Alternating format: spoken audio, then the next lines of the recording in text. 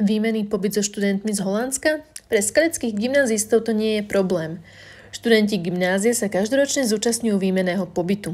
Tento rok navštívili študenti gymnázia mesto Assen, kde strávili niekoľko dní a spoznávali krásy tohto mesta. My sme navštívili hlavne to ich mesto Assen a potom sme boli aj v Amsterdame.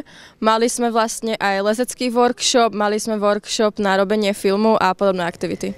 Tento týždeň sa holandskí študenti prišli pozrieť na Slovensko. V utorok zavítali aj do Holíča, kde ich privítala zástupkyňa primátora. Srdečne vás vítam u nás v meste Holíč. Moje meno je Lenka Látalová.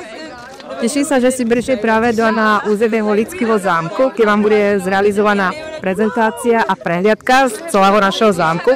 A teda som zástupkyňa primátora mesta Holíča. Srdečne vás vítam takúto vzácnu návštevu, ako ste vy. A teraz vás pozývam na čokoládu do zámockej kaviarne, takže nech sa páči.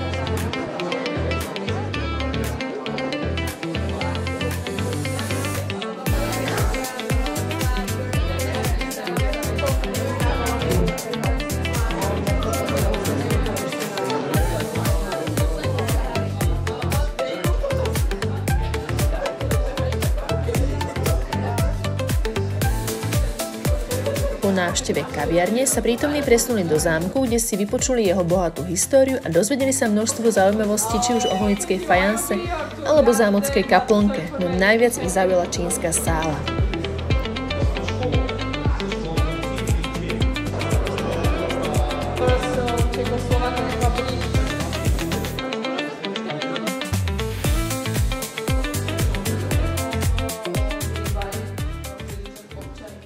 Myslím, že Holandianom sa to určite veľmi páčilo. Boli z toho nadšení, pretože v Holandsku nič také nemajú. Ako prebieha taký výmenný pobyt počas návštevy vášho gymnázia?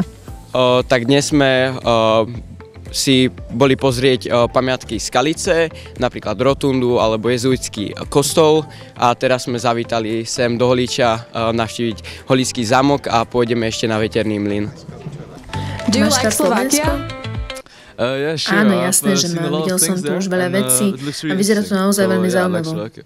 What do you think about Čo si Holíč myslíš o Castle? Holíckom zámku? Je to veľmi zaujímavé a ako tu môžete vidieť minulosť a taktiež sklepy sú veľmi zaujímavé, pretože sa s nimi skrýva veľmi veľa legend a mýtov a áno, teda veľmi sa mi tu páči. I like it really much. It's really interesting to see. Okrem Holíckého zámku postupne spoznávali aj krásy Slovenska. No a veríme, že sa študentom nielen naše mesto, ale aj celé Slovensko páčilo a zavítajú sem aj na budúce.